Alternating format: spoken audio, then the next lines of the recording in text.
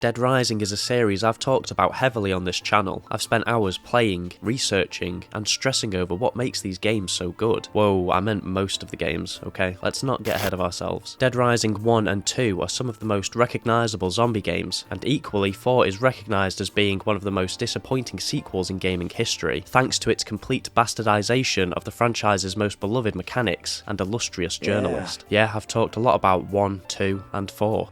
Wait, isn't there supposed to be another one? What comes after 2? Oh, of course, Dead Rising 3, my bad. Back in 2010, before Capcom knew how well Dead Rising 2 would sell, Keiji Inafune, the producer of Dead Rising at the time, went on to say, "We're not going to start even talking about Dead Rising 3 until we see the sales of Dead Rising 2. Unfortunately, that's the nature of the game. However, the experience with Blue Castle was very positive, and if we have the opportunity, I would like to work with them again." Luckily, the game did sell well and was received positively, so Capcom agreed to greenlight a sequel, and 3 years later, in June of 2013, Dead Rising 3 was revealed to the masses, and history seemed to repeat itself as a Dead Rising game was once again going to be an exclusive launch title for an Xbox console. The game was developed by Capcom Vancouver, formerly known as Blue Castle Games, and was originally planned for a PC launch. However, things had to be changed when Capcom agreed to an exclusive deal with Big Bill. The game launched in November the following year, people played it, and that was that. Unlike the other games in the series, Dead Rising 3 is never really brought up, and to be honest, I'm not quite sure why. Though the game received pretty positive reviews, some fans didn't like how the game was executed, believing it strayed too far away from what the series was all about. If only they could see how truly twisted the series would become just 3 years later. Dead Rising 3 is underrated by a lot of people. While I can acknowledge the game went too far in some aspects, I believe it holds up incredibly well, and deserves to stand beside its two older brothers, and far, far away from its youngest. Dead Rising 3 takes the ideas introduced in 1 and 2 and turns them up to 11. The tone is much darker, and the style is much more realistic, giving the game a grittier feeling. While the first two games took place in zombie outbreaks, the third game really went into how messed up of a situation it really is, and on a much larger scale. Everything about the game is bigger, from the amount of zombies, to the playable area, to the weapons, to even the psychos. Dead Rising 3 may not be entirely faithful to the core elements of the first two games, but it nails a lot of the mechanics, and the story is great too. We play as local mechanic and orphan Nick Ramos. Nick has been surviving for 3 days in the outbreak, and finally decides that enough is enough, and goes on a journey to find any form of escape for him and his friends. Along the way, he learns secrets not only about the outbreak, but about himself. Dead Rising 3 is very character and story driven, whereas in the past it was just used as a way to get the player from one place to the other. The storytelling actually feels like a substantial part of the game. The year is 2021, and the city of Los Perdidos has been engulfed in a citywide outbreak. Nick is busy trying to find an escape route, but realises all exits out of the city have been bombed shut. After getting chased by some zombies, he tries to make his way back to his friends, but not before a plane falls out of the sky and almost onto his head.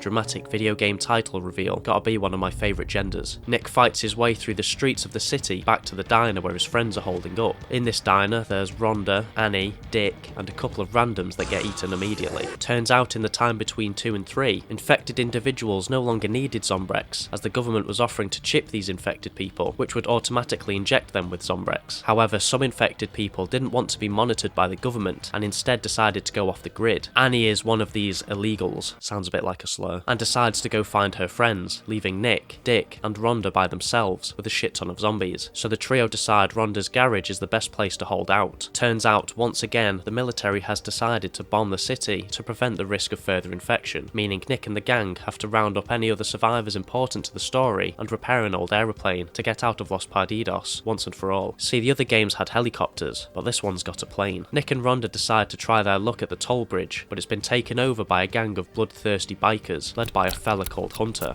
You're dead now! Here comes the bomb! Whoa! Dead!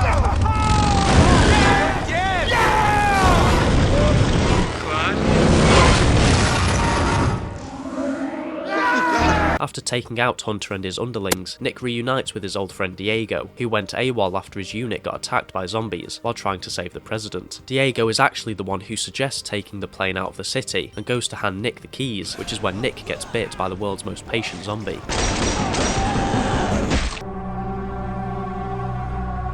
Nick's squad basically tell him to do one and go find some Zombrex before he turns. Rhonda suggests the crematorium, which is where Nick meets the shady character Gary. Gary needs to get into the crematorium as well, so he and Nick decide to team up, kill a bunch of zombies, and head down into the basement, where Gary finds a dead body for his boss. That sounds pretty bad, but it makes a lot more sense later down the line. Nick finds the Zombrex stash completely ransacked, and with no other hope of survival, he turns to Gary to put him out of his misery.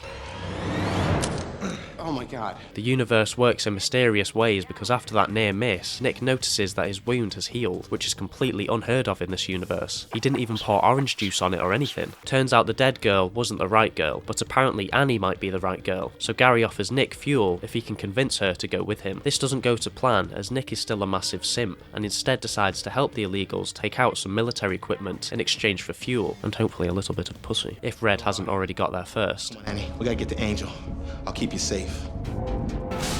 Nick basically spends the next couple of hours helping out the illegals, and runs into a couple of colourful characters that I'll bring up again later. After finding some dirt on the government, Nick reports back to his new friends, but has been followed by Gary, who tries to kidnap Annie, but some generic army dudes crash the party and take a bunch of the illegals to a holding camp, leaving Red and Nick alone. There's another guy there too, but he just fucks off, he doesn't really care. The pair come up with a plan to bust their team out, which entails Nick going in alone to shut off the power, witness the president get murdered, kill a bunch of armed guards and their commander, while Red does absolutely nothing. The gang gets saved and Red tells Nick where to find some fuel. Nick finds the car and a king zombie along with it, which, side note, is one of the coolest and creepiest zombie designs in the whole series. Nick gets the fuel back to his friends, but discovers his mate Diego has gone a bit nutty over at the museum. After putting a few friendly rounds into his head to calm him down, Diego finally comes to his senses, and shows Nick a disturbing discovery in the outbreak segment of the museum. Both Nick and Diego were orphans, who have a mysterious tattoo on their necks, and they both notice something very familiar about a particular zombie responsible for starting an outbreak. Now look at his neck.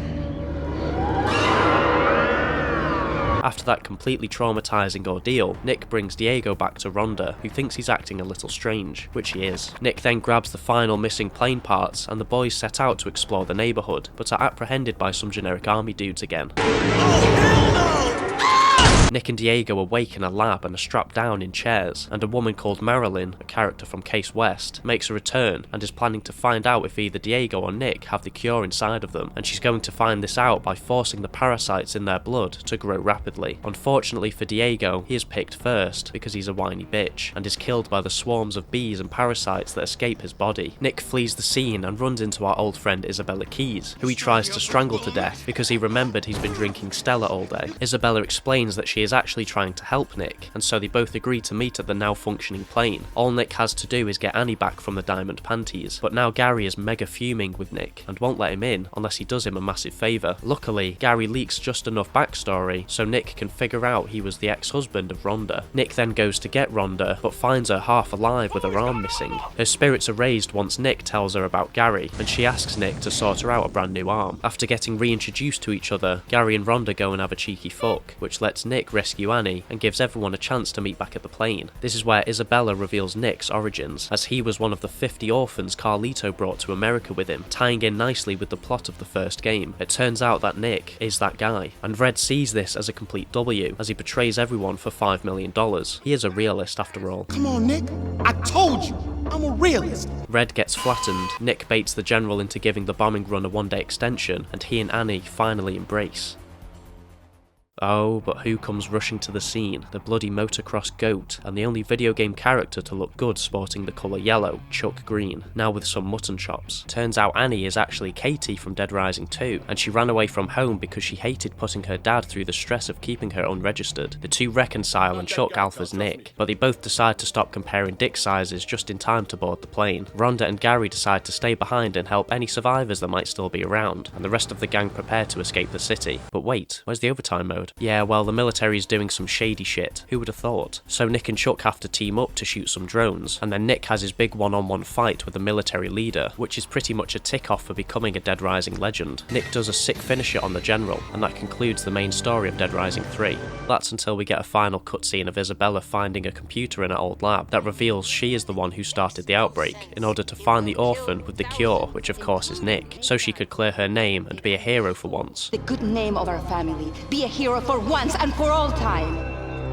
Not that Frank West, not this Chuck Green. Yeah, because I definitely remember Frank and Chuck killing a bunch of innocent people, but you go girl boss. Dead Rising 3's story is probably my second favourite in the series, just after the first one. I enjoyed how it was very character heavy with its storytelling, as it takes the time to really connect with many of the characters Nick encounters in the game. While I do enjoy many of the other characters in the other games, the first two games are very much focused on the main characters and some of the more important side characters, but 3 takes the time to really humanise many of the characters, rather than just have them serve a role in the story. This can even be seen with Nick himself. While I will always prefer Frank and Chuck over Nick, they feel more like typical action heroes. Though they have personalities of their own, he shows genuine guilt when having to kill people, as well as fear when he's faced with overwhelming odds, and the outbreak seems to genuinely affect him mentally, but as the game goes on he grows more confident in his ability, and makes his growth into the hero feel earned and genuine. Also, quick side note, I love the idea of Dick's character. He's meant to be a fill-in for player 2, but when you play alone he just lingers around in cutscenes. He just seems like a fart everyone wants to ignore, which is shown by how only Nick ever really interacts with him, and how he's always just there in the background talking to himself. He's like a sexist, hornier version of Johnny Silverhand. How many tattoos you think Rhonda's got? Maybe she'd let me count them later,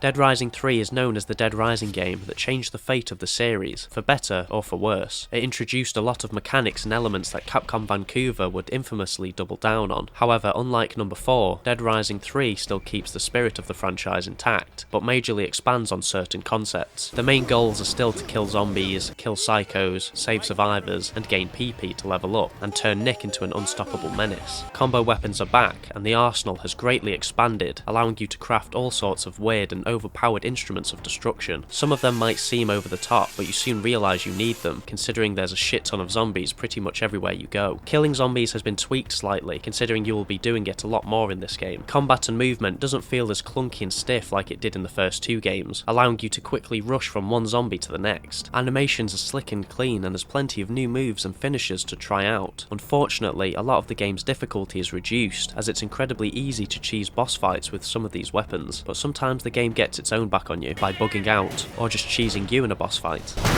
Leveling up gives you attribute points, which lets you freely decide what you want to upgrade about Nick, like his smarts, agility, mechanic, ranged, melee, inventory, life and combo categories. It really gives you a lot of freedom to play a certain way if you so choose, and these upgrades and weapons are needed considering the vast array of not just human enemies you will be facing, but also brand new zombie variants too. This game introduces a whole new side to the zombies not really touched on in the series. They're a lot tougher this time around, and certain variants are even tougher to kill, and can even withstand bullets for a time. Ah yeah, silly me, I completely forgot that football helmets and firefighter jackets were bulletproof. King zombies are also one of the most intimidating special infected the franchise has ever introduced, given their grotesque design with a wasp hive for a head, and the fact that they can enrage nearby zombies, making them stronger. It's about time the zombies were shown some respect, as in the past they were never really that dangerous, but Dead Rising 3 shines the spotlight on them a bit more, and makes them an actual threat. The 3 protagonists of Dead Rising have had their own unique professions. Frank likes to take photos, Chuck rides bikes, and Nick is a mechanic, which is probably the most useful profession to have in a zombie apocalypse, which he proves as he can combine weapons on the go, and can even combo vehicles. Chuck may be able to duct tape chainsaws on a bike, but can he combine a car and a steamroller to make a massive fuck-off van with a gun on top of it? I don't think so. This is Dead Rising 3's main gimmick, finding vehicles to combo then killing zombies in the most gruesome ways possible. But rather than just adding a gimmick for the sake of it, having combo vehicles makes a lot of sense. Travelling around a city infested with zombies is dangerous, so it does actually make sense to ride around in a stronger and deadlier vehicle. Plus it fits with Nick's character as a mechanic. It wouldn't make sense if, I don't know, an old photojournalist was able to put combo vehicles and weapons together on the fly. At least they didn't do that. Never mind. Each game tries to give you more things to do and look for when playing. Dead Rising 1 had PP stickers, Dead Rising 2 had combo cards and weird PP bonuses, and Capcom Vancouver decided to turn Dead Rising 3 into a collectathon. You can find blueprints for combo weapons, tragic endings which depict sad deaths of survivors, but enough about all that filler stuff. The most important things to find are obviously all 70 of the golden Frank West statues lying around the place. It was nice for Capcom Vancouver to pay tribute to one of the coolest zombie game protagonists, you know, before they completely butchered him. After a while it does feel like they added so many things to collect and look for, because there wasn't really anything else to encourage you to go out and explore the city. It's not a bad layout by any means, means, but that's the problem with other big playable areas that feel fairly empty. You just tend to go to the same areas, and the lack of guide arrow makes travelling around them a pain in the arse. Tonally, Dead Rising has always been seen as a dark comedy franchise. While the past games did have their dark moments, they never really overshadowed the goofier sides to the games. There was a fair bit of comedy and one-liners that helped break the tension. Hold your horses, babe. I'm the one asking the questions here. Things never really stayed dark or serious for too long, but Dead Rising 3 feels like it embraces the horror elements of the series a lot more. The tone of the game feels a lot more grounded, or at least it does in the context of a universe with zombies and magical healing orange juice. One way the game conveys this is with its visual style. Dead Rising 1 and 2 are recognisable for their cartoonish and bright visuals. The games are pleasant to look at, most of the time. They paint a zombie outbreak out to be a pretty clean and organised ordeal. There's a bit of blood and destruction, but 3 goes into detail on how bad the situation would truly be for anyone involved, and the visual design captures this idea. The zombies themselves in this game look pretty realistic, and a lot more gruesome than they were in the other 2 games, and while you could say that should be expected considering Dead Rising 3 was made for a more powerful console, Capcom Vancouver still needed to get the designs right, which they very much did. Another cool mechanic that helps the sense of realism is that most of the zombies look entirely different from each other, thanks to a little thing called procedural generation that randomly picks the looks of zombies, like their hairstyles and clothes. There's something really disturbing about the zombies in Dead Rising 3 that I really like. Instead of the zombies in the past games who just looked a bit bloody and pale, it seems like there's been some serious damage done to these zombies. The gore just really sells how terrifying zombies can be, which is made even clearer by Los Perdidos itself. Though not as iconic as the Willamette Mall or Fortune City, I'd say it's definitely the most terrifying due to its sheer size and appearance. It conveys a real sense of chaos that the first 2 games didn't really show off with their visuals. We knew how bad things had gotten from characters themselves telling Frank and Chuck, as well as when confronting psychos, but the visual storytelling in Dead Rising 3 is a nice touch. The gore in this game is a lot more visceral as well. The previous 2 games weren't that gory. Brad's death is the only scene I can remember that is fairly gory. Other death scenes were just bloody or kind of goofy. Dead Rising 3 has some very violent death scenes. Killing zombies is a lot more violent too. Hitting them with edged weapons can cause pieces of their body to fall off, like you're slicing up a wedge of cheese. Everything looks and feels so much more brutal, which not only helps freshen up the atmosphere, but elements of the gameplay too. While having the game stutter when hitting a zombie was satisfying, having them fry and fall to bits is arguably a lot more enjoyable to watch. I've always talked about how good the soundtracks are in the Dead Rising games, and the 3rd installment carries on the franchise's legacy of having bangers, but the music is very different to that found in 1 and 2. Many of the game's original songs, bar songs on the radio and some of the Psycho themes, are very synthy, which gives Dead Rising 3 a very unique sound, but it honestly fits the game so well. Dead Rising has always felt like a cheesy 80s B-movie. I mean, the first game was inspired by the king of cheesy zombie B-movies, and the soundtrack of 3 captures the essence of 80s horror. Synth and zombies go incredibly well together, just ask Dying Light.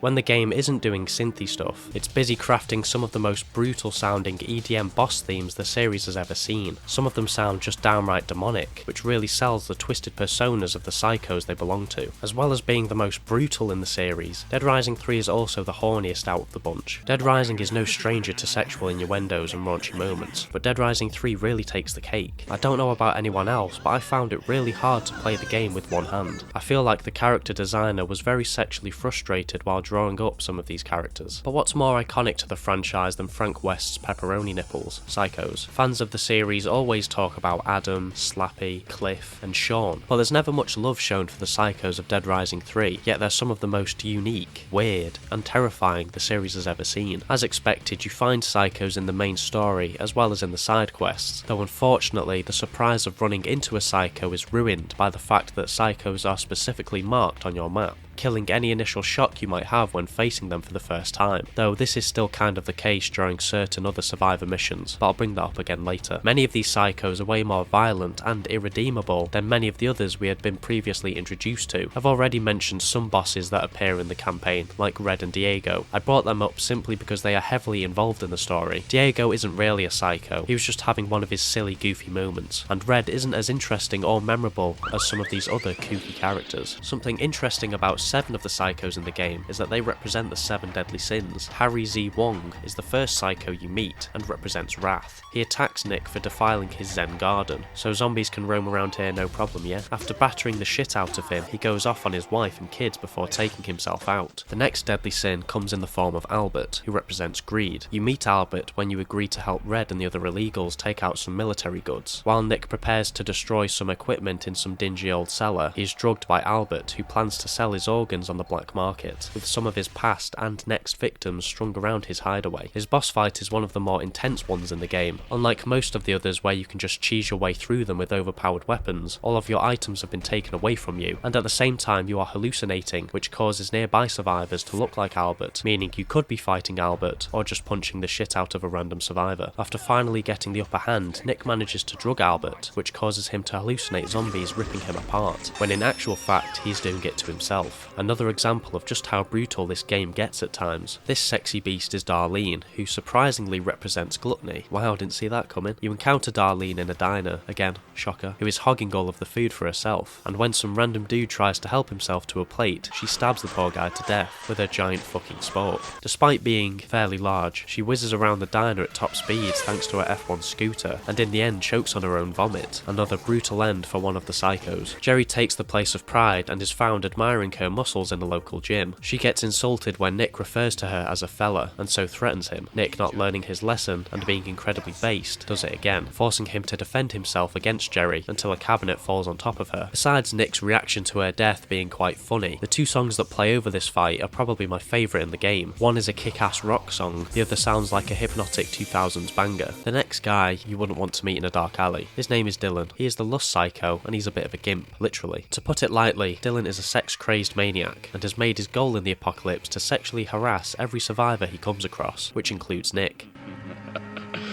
Just walked in the door and already presenting. No reason to get too excited. After giving him a pole dancing show, Dylan edges too hard, to the point where it kills him on the spot. Rip Dylan, he would have loved gooning. Kenny is the psycho who represents Envy, who at first just appears like a normal survivor encounter. After showing him how to take care of himself in the outbreak, you don't hear from him again until much later on, where you find him and his hostage on the washed up barge as he tries to copy Nick's heroic actions, even going as far as changing his name to Kick. As well as representing Envy, he also fills in the rival trope found in the series, and he is also the only recruitable psychopath in the game, as after you defeat him, he recognises how much of a fucking moron he is. The last guy is probably the most pathetic of the bunch, and is the one who represents Sloth, Teddy. When Nick finds Teddy, he refuses to give Nick the key to the police station's armory, and when Nick asks for a second time, he gets his drone army to try and kill him from the safety of his room. Shitty little drones aren't enough to kill off Nick, so when you confront Teddy, he just keels over and dies. Hilda is a psycho from the main story, who while isn't one of the 7 deadly sins, is still incredibly recognisable for her twisted sense of humour and her enormous pair of shoes. Dead Rising 3 attempts to spice up survivor encounters, which it does to an extent. Survivor encounters in the past consisted of finding a survivor and hauling them back to the safe room. This was very stressful for a number of reasons, but it was a challenge that was greatly rewarding, as you always got a shit ton of PP. But in Dead Rising 3, there isn't a safe room as such, rather safe houses, and they operate very differently to the safe rooms of the past. Safe houses have been set up around Los Perdidos by Red and his crew to shelter survivors who need help, and Nick can find and take back overrun safe houses where he can recruit a survivor he has saved previously and take some weapons from his locker. Escorting survivors is not really a thing in this game anymore. Well, kind of. You can still take a survivor to a safe house, but then you have to manually dismiss them on the survivor board. Rescuing survivors in Dead Rising 3 can involve one of 3 things. Sometimes on your journey throughout Los Perdidos, you will randomly find a survivor fighting for their life, and you have the option to save them. Doing so won't bring them with you, they'll just leave on their own, basically saying, ew, I'd rather take my chances on my own than hang out with you. Some survivors you rescue from killing psychos, which is Dead Rising heritage, but most of the time you find survivors through side missions. In the past, Frank had Otis, and Chuck had Stacy, characters who you actually saw and were located in their respective safe rooms. But Nick's eye in the sky comes in the form of Jamie Flint, a janitor who we never see, because he's locked inside of a surveillance room, which gives him the ability to see everything that's going on around the city and report his findings back to Nick. Side missions are no longer just bringing a survivor back to the safe house and putting them out of your mind. Many of the survivors in the game act like BB, one of them quite literally, in the sense that you have to do certain things for them or bring certain objects to them in order to progress the mission and get the rewards at the end of it, whether that's PP, their company, or just watching them die in an over-the-top fashion.